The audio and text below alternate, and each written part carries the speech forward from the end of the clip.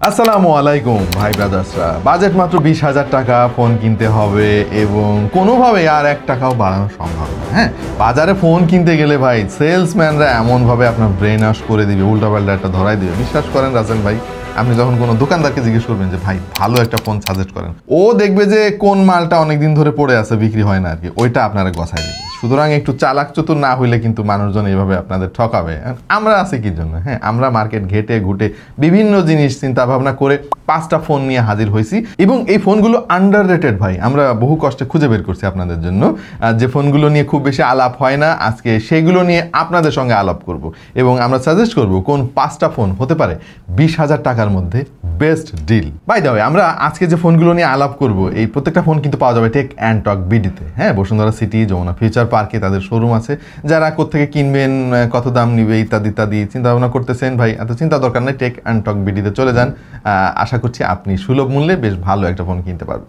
বেশ কিছু জিনিস আমরা চিন্তা করেছি এই তালিকাটা সাজাতে, যেমন ফোনের ডিজাইন কেমন, স্পেক কেমন, দাম কেমন, মেমোরি ভেরিয়েন্ট কি, ব্যাটারি ক্যাপাসিটি কত, পারফরমেন্স কেমন ইত্যাদি ইত্যাদি। স্যামসাং লাভার আছেন আপনাদের মধ্যে অনেকেই এবং আমাদের তালিকার প্রথম ফোনটা স্যামসাং A15 নিয়ে 8GB র্যাম এবং 128GB ইন্টারনাল স্টোরেজের যে ভেরিয়েন্টটা, ওইটা 20,000 টাকার আশেপাশে আপনি টেক অ্যান্ড টক বিডি সহ অন্যান্য সমস্ত দোকানে পেয়ে যাবেন। এই ফোনটা সিলেক্ট করার অন্যতম কারণ হচ্ছে এর স্পেক। ভাই G99 মানে এইটারে ফেলাই দেওয়া যাবে না। G99 পুরাতন প্রসেসর হলেও স্যামসাংয়ের ম্যাক্সিমাম ফোনগুলোতে দেখা যায় এক্সিনোস চিপসেট এবং কম দামি ফোনগুলো না খুব একটা সুবিধার হয় না স্যামসাংয়ের। বাট এই ফোনটা দেখলাম যে বেশ ভালো স্পেক আছে। G99 মোটামুটি লং টার্মে ব্যবহার করার জন্য একটা চিপসেট, অন্তত এক্সিনোসের চাইতে ভালো বলে আমার কাছে মনে হয়েছে। এটা ডিসপ্লে সাইজ হচ্ছে 6.5, মানে অনেক বেশি বড় না, বেশ কম্প্যাক্ট। আর এর প্যানেলটা হচ্ছে অ্যামোলেড, যেটাতে আবার 90 হার্জ রিফ্রেশ আছে। হ্যাঁ, ব্রাইটনেস অনেক বেশি না, বাট কাজ চলে যাবে। 50 মেগাপিক্সেলের মেইন সেন্সর তারা এখানে ব্যবহার করেছে আর সামনে 13 মেগাপিক্সেলের একটা selfie shooter.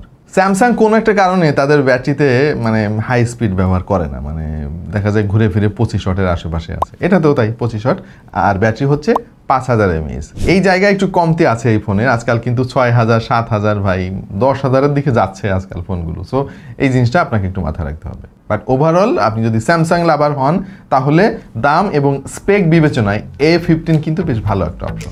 Xiaomi Redmi Note 14 4G ফোনটা বেশ ভালো একটা অপশন। আর 256 ভেরিয়েন্ট আপনি 20,000 থেকে 21,000 টাকার আশেপাশে দামে পেয়ে যাবেন। আমাদের চ্যানেলে এই ফোনের ফুল রিভিউ আছে, চাইলে আপনি দেখে আসতে পারেন। এই ফোনে 6.67 ইঞ্চির একটা ডিসপ্লে আছে, যেটা আবার ফুল HD প্লাস অ্যামোলেড প্যানেল হয়, দেখতে খুবই সুন্দর ভাই। 120 হার্জের রিফ্রেশ রেটও আছে, ব্রাইটনেসও বেশ ভালো, 1200 নিটসের মতো। হ্যাঁ, এই ফোনটাতেও হেলিও G99 চিপসেট আছে। হ্যাঁ, হেলিও 100-এর দিকে অলরেডি চলে গেছে, জাতীয় প্রসেসর অলরেডি হয়ে গেছে হেলিও 100, বাট G99 এখনো কিছু ফোনে আমরা দেখতেছি এবং এইটা আই থিঙ্ক 2-3 বছর ব্যবহার করার জন্য বেশ ভালো একটা চিপসেট কনসিডারিং দ্য প্রাইস। 108 মেগাপিক্সেলের সেন্সর আছে এর পেছনে। আনফরচুনেটলি Xiaomi তাদের আলট্রা ওয়াইড শুটারটা তুলে দিছে এবার, আর সামনে আছে 20 মেগাপিক্সেলের একটা সেন্সর। এবং ছবির কোয়ালিটি ভাই আমরা টেস্ট করে যেটা দেখেছি খুব একটা খারাপ না। 33 ওয়াটের ফাস্ট চার্জিং সাপোর্ট পাবেন আপনি এই ফোনটাতে, সঙ্গে রয়েছে 5500 mAh এর ব্যাটারি, মানে চলে আর কি। হ্যাঁ, আর একটু বেশি দিলে ভালো হইতো অবশ্য। সো Xiaomi লাভাররা এই ফোনটা পিক করতে পারেন। কোনো একটা সময় আমরা যখন ছোট ছিলাম আর কি, মোটরোলা আমাদের একটা ক্রাশ ছিল। আরে ভাই রে ভাই, সেসব দিনগুলো। এনিওয়ে, রিসেন্টলি মোটরোলার কিন্তু আমি বলবো যে একটা সেই লেভেলের রাইজ হয়ে গেছে এবং বেশ ভালো পপুলারিটি পাচ্ছে। বিশেষ করে কম দামে তারা ভালো ভালো ফোন রিলিজ করছে রিসেন্টলি এবং সেগুলো অবাক করার মতো। তার মধ্যে অন্যতম হচ্ছে মোটো G45। এই ফোনের 8/128 ভেরিয়েন্ট আপনি পেয়ে যাবেন 18 বা 19,000 টাকার আশেপাশে। এই ফোনের প্রবলেম বলতে আমি যেটা খুঁজে পেয়েছি, এখানে IPS ডিসপ্লে তারা ব্যবহার করেছে 6.5 ইঞ্চির, আর রিফ্রেশ রেট অবশ্যই 120 হার্জ আছে। তবে চিপসেটটা বেশ ভালো, 6S Gen 3, যেটা 6 ন্যানোমিটার বেসড একটা চিপসেট। আর মেইন সেন্সরটা 50 মেগাপিক্সেলের, সামনে রয়েছে 16 মেগাপিক্সেলের একটা সেলফি শুটার। বাট চার্জিংয়ে এসে আবার এই ফোনটা খুব একটা সুবিধা করতে পারে নাই। মাত্র 18 ওয়াটের ফাস্ট চার্জিং সাপোর্ট আছে। রিসেন্টলি আমরা একটা 12,000 টাকা দামের ফোনে রিভিউ করলাম ভাই, যেখানে 22.5 ওয়াটের ফাস্ট চার্জিং আছে। হ্যাঁ, বাট এইখানে এই জিনিসটা আমার কাছে একটু কম লাগলো। 5000 mAh এর ব্যাটারি আছে সঙ্গে। পোকো M7 Pro 5G ভাই 21 থেকে 22,000 টাকার আশেপাশে আপনি ফোনটা পেয়ে যাবেন। এবং 5G শুনে অবশ্য খুব বেশি লাভ নাই, কারণ আমাদের দেশে তো 5G নাই, 4G না, 5G নিয়ে আলাপ করতেছি আমরা। এনিওয়ে, আমার মনে হয় একটা কারণে 5G ফোনগুলো আমরা সিলেক্ট করতে পারি, সেটা হচ্ছে যে রিসেন্টলি যত ভালো ভালো চিপসেট আছে সবই 5G হয়ে গেছে, 4G হয়ে গেছে আর কি। ওই যে কি বলবো, একটা অবহেলিত একটা সেগমেন্ট আর কি। এখানে খুব বেশি ভালো চিপসেট আমরা দেখতে পাচ্ছি না ইদানিং। এনিওয়ে এই ফোনটাতে 6.67 ইঞ্চের একটা full HD plus AMOLED display রয়েছে, 120 হার্জের রিফ্রেশ রেটও আছে। ডিসপ্লেটা খুব সুন্দর এই ফোনের, মানে এইচডিআর প্লাস সাপোর্ট থেকে শুরু করে 2100 নিটস ব্রাইটনেস, ভাই রে ভাই, মানে সব আছে। আর চিপসেট হচ্ছে মিডিয়াটেকের 7025, এটা 6 ন্যানোমিটার বেসড একটা চিপসেট। 7025 মানে একেবারে এন্ট্রি লেভেলের 5G চিপসেট আমি বলবো, বাট আপনি যদি দামের কথা চিন্তা করেন I think this is okay. Camera খারাপ না, পেছনে 50, সামনে 20, 5110 mAh এর ব্যাটারি। মানে এটা আবার কেমন সাইজ বুঝলাম না ভাই, হয় 5000 দিত, না হলে 5500 6000 দিত, 110 mAh কোন হিসেবে দিল জানি না।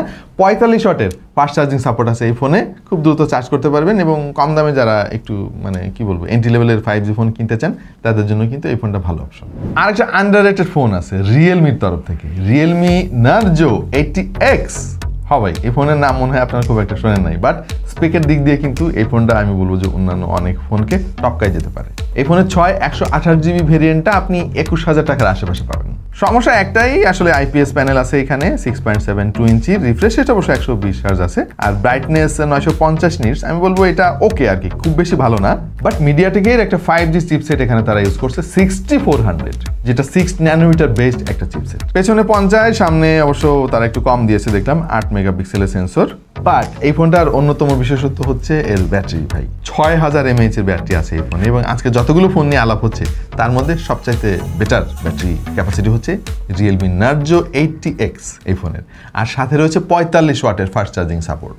আমরা আজকে আন্ডাররেটেড কিছু ফোন নিয়ে আলাপ করলাম আপনাদের সঙ্গে, মানে এই ফোনগুলো নিয়ে খুব বেশি আলাপ হইতে দেখি না মার্কেটে। হ্যাঁ, সো এগুলোর বাইরেও আরও অনেক ফোন আছে যেগুলো নিয়েও আলাপ করা যেতে পারে, বাট দেখা যায় যে সেগুলোর বেস ভেরিয়েন্ট পাওয়া যায় না, দাম অনেক বেশি হয়। আমাদের যে বাজেট সেগমেন্ট 20,000 টাকা ওইটা ক্রস করে। আবার কিছু ফোন আছে বাজেট আবার কম, মানে 15-16 হাজার টাকা, সেগুলো নিয়ে আমরা আরেকটা ভিডিও বানাবো ভাবতেছি। সো এই ফোনগুলো আপনার চয়েস লিস্টে রাখতে পারেন যারা এই ঈদ উপলক্ষে ফোন কেনার কথা ভাবতেছেন। এই 5টা ফোনের মধ্যে আপনার পছন্দের ফোন কোনটা একটু কমেন্টে আমাদেরকে জানিয়ে দিন, আমরা একটু দেখতে চাই যে কোন কোম্পানির ফোন সব থেকে বেশি আপনার পছন্দ করেন। আর এই লিস্টের বাইরে কি কোনো ফোন আছে যেটা রাখা উচিত ছিল, হতে পারে আমাদের চোখ এড়িয়ে গেছে, সো সেটাও লিখে দিতে পারেন। আর এই ভিডিওটা শেয়ার করে দিতে পারেন আপনাদের বন্ধুদের সঙ্গে যারা ঈদ উপলক্ষে ফোন কেনার কথা ভাবতেছে। এই তো আপাতত এই পর্যন্তই, দেখা হয়ে যাবে অন্য কোনো ভিডিওতে ভিন্ন কোনো বিষয় নিয়ে। সে পর্যন্ত সবাই ভালো থাকুন, সুস্থ থাকুন, আর দেখতে থাকুন টেক টু দ্য পয়েন্ট।